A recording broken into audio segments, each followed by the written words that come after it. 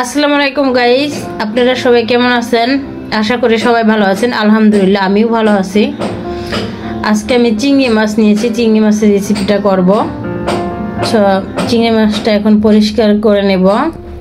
তো আপনারা আমার ভিডিওটা প্রথম থেকে শেষ পর্যন্ত দেখবেন আশা করি।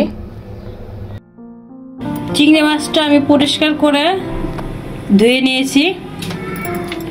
এবার এটার মাঝে দিয়ে দেব লবণ, দিব হলুদ। এবার এটাকে মাখিয়ে নেব।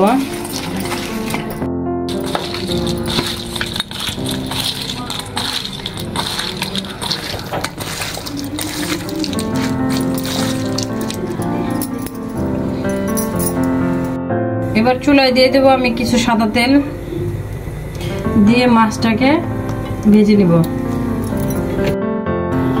তেলটা গরম হয়ে গেছে, এবার আমি চিংড়ি মাছটা দিয়ে দেবো। সব চিংড়ি মাছগুলো দিয়ে দেবো।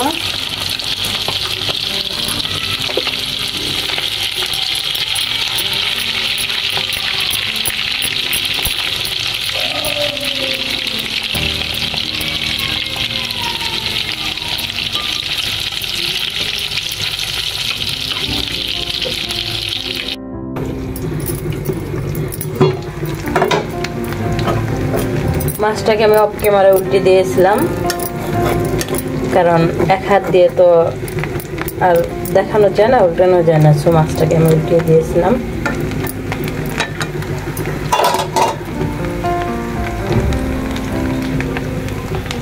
এটাকে আমি আরো কিছুক্ষণ ভাজবো।